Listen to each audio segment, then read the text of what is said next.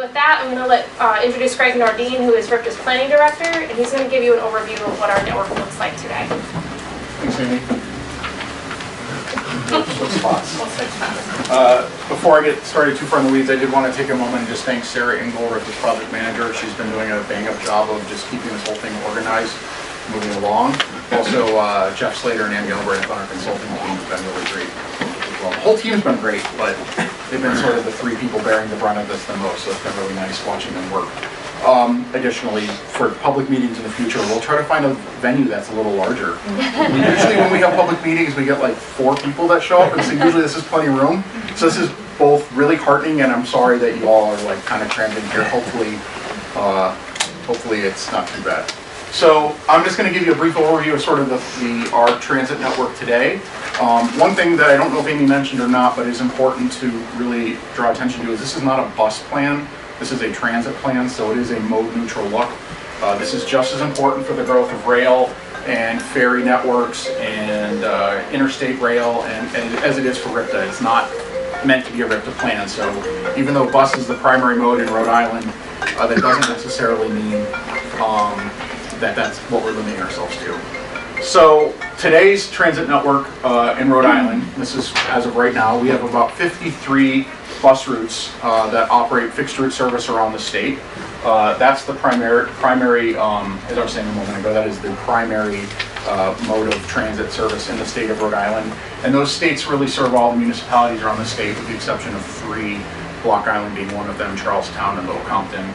So we have service to 36 of the 39 municipalities around the state to some degree. Doesn't necessarily mean great service, but it does mean that we're getting the bus at least in every community. Most of those routes are fixed route, meaning that they operate all day, every day. But there's a handful of routes that we call express routes, and those operate in peak hours, really just to connect people with the downtown core of Providence. So we have like the 95X that runs from Westerly, that brings 3 trips in the morning and 3 trips in the afternoon to get people to and from. Addition to our fixed route service, we have what we call our flex zones, and those are zones that basically we run short little geographically limited areas where we have buses that basically float throughout that area and pick up people at designated time points but don't follow a specific route. In addition to that, you can make a reservation by calling RIPTA, and that bus will come and pick you up at your door and take you to anywhere within that zone while that route's in operation. Those zones are really meant as a way to serve low density areas as well as to connect people to the fixed route service. So if you, for example, live down in Narragansett and you don't have particularly good transit service, a flex zone will come and pick you up and take you to connect to the 66, or take you to wherever you're going, Salt Pond Plaza, that type of thing. In addition to the bus network, well, West Greenwich, they took you on a bus route? I'm sorry? West Greenwich, Victory Highway? I believe there's the 95X does have a stop in West Greenwich. So you use a flex there? There's not a flex zone in West Greenwich. No. All right.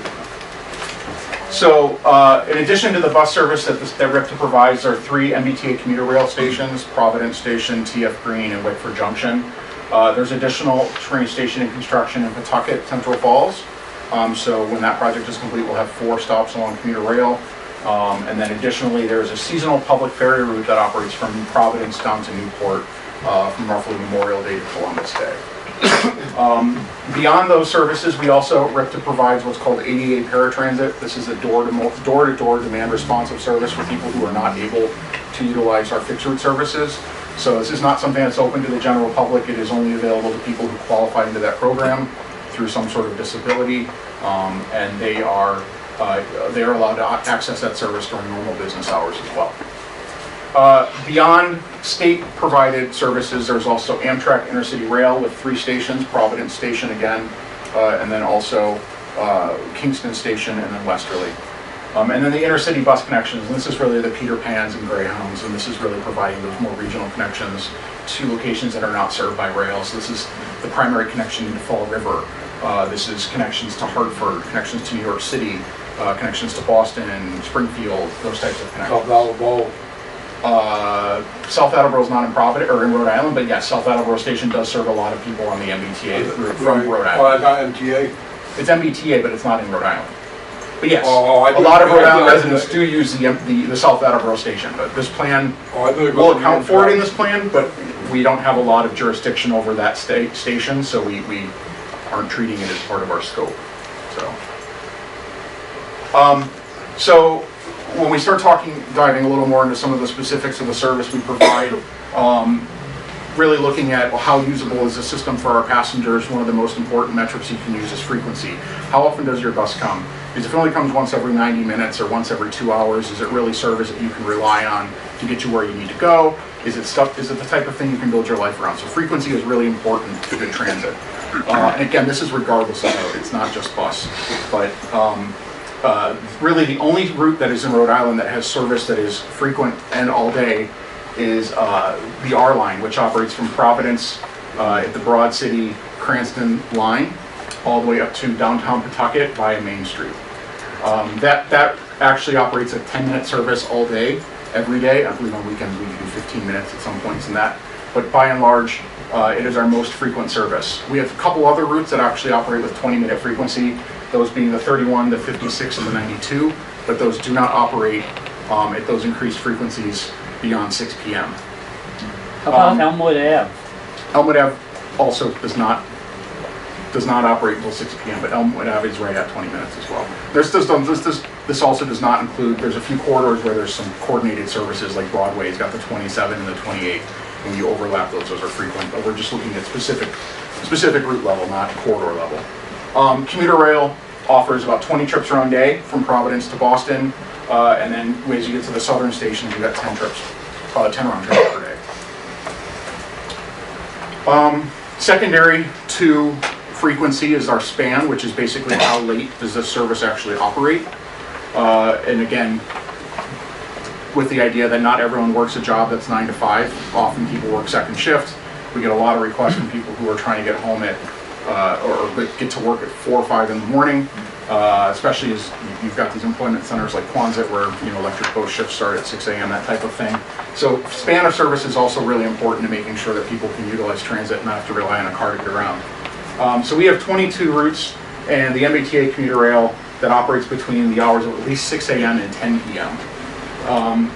But really, our system does not get up and running until about 6 o'clock. So if you've got anything that you need to be at prior to 6, you're going to be hurting because there's only like 4 routes that provide that service, and then we only have 5 routes that end after midnight. Weekend service, also important. We treat weekend a little differently from weekdays because most people are on a Monday through Friday work schedule, but we do provide weekend service. There are 22 routes in operation between 7 a.m. and 9 p.m. And then additionally, on Saturdays and on Sundays, we operate 9 routes.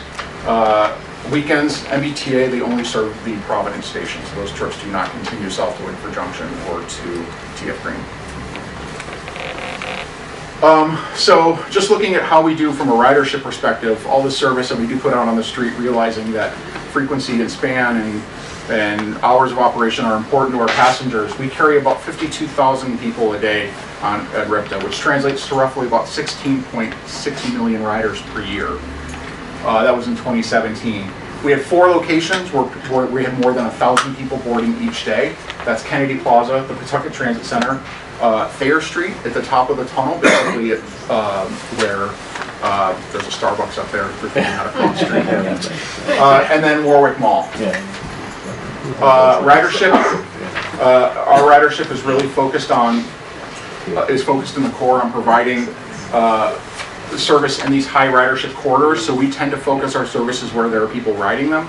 This doesn't mean that we don't want to provide transit in more rural locations, but just return on investment, it makes more sense to put buses or make investments where people are actually using them and where the density supports that. Inbound commuter rail boardings at the 3 Rhode Island staff. I can speak sometimes. Inbound commuter rail boardings at the 3 Rhode Island stations, inbound meaning towards towards Boston. Averaged 2,100 passengers per day in 2017. Providence Station is actually the bulk of that. Providence Station, I believe, is the 3rd or 4th highest ridership station in the MBTA commuter rail system, behind the Boston stations and I believe Salem. but I don't know that is it Salem? I don't know. 128. 128. No, it's not 128. It's in the top 10. It's- Yeah. flipped. They don't Yeah. always the same. And Salem made all those improvements, and now they've got sky-high ridership. And then Wickford Junction and TF Green are both performing significantly less productively as Providence Station, but again, they have about half as many trips, so it just goes to show you that if you don't have frequency, the ridership suffers. While this plan is looking forward to long-term improvements, there are some short-term improvements we need to account for in the development of this plan, and we just need to think of those as sort of the baseline, even though they haven't been built yet or are under construction, because those improvements will be established well before most of this work is done on this project. So improvements that we have coming in 2019, we have the Downtown Transit Connector project, which is currently under construction, that provides a connection from Providence Station to Rhode Island Hospital with a bus every 5 minutes. It's coordinating existing service along that corridor to connect people that are coming from Boston to jobs down in the Jewelry District, as well as people who are living all around the state, to provide the one-seat ride into the Jewelry District rather than having to transfer at Kennedy Plaza. Additionally, we're going to be piloting a new service to Quonset starting in January. This will be only very few trips, but it's really working with the employers in Quonset to start getting people out of cars as their parking problems become more problematic. I know some of the employers are set to double and triple in employment, and the parking requirements are becoming insane, so we're working with them to help mitigate that problem with bus service. Additionally, RideOut is leading an autonomous vehicle pilot that will start to test autonomous vehicles in real-world conditions in the upcoming year. RIPTA is in the process of upgrading our fare collection system to a smart card reloadable fare payment system in 2019. If you're a rider of our system, you may have already seen a few of our buses have been outfitted with that technology. That rollout will continue through the spring, and by the end of next year, hopefully we will have very little cash on our buses, and people will be using account-based cards that they can control all their fare products on their own without having to purchase fare products at Kennedy Plaza. Additionally, we just recently had a great ribbon cutting with the governor's office on 3 electric buses entering service. We're going into a 2-year pilot on those, with plans that, if successful, those buses will become more commonplace at RIPTA, moving us away from diesel fuel altogether. Beyond 2020, but definitely things that are happening. The Pawtucket Central Falls Transit Center and rail platform is in design right now currently, and will be constructed, I believe, in 2021, meaning that we'll have a new stop on the MBTA commuter line. You'll see more electric buses, which I just referenced. And then additionally, we're working on a plan, or we're working on not a plan, but actually implementing a technology that allows our buses to communicate with traffic signals, and that communication allows our buses to operate more efficiently so that we can get through intersections more quickly and reduce our dwell time and get people who are on those buses to their destinations faster by giving them priority over cars that are using those same intersections. So we actually deployed that in 2014 on the R line and saw about $1 million a year in savings that was generated, and it was just a great opportunity to save money. And instead of pocketing that savings, we turned around and reinvested that into the service, which allowed us to expand our service hours to late at night and on the weekends, which is why the R line is sort of this anomaly in our system. So that technology is really great, and we actually have plans to install that on 5 corridors in the upcoming year or 2.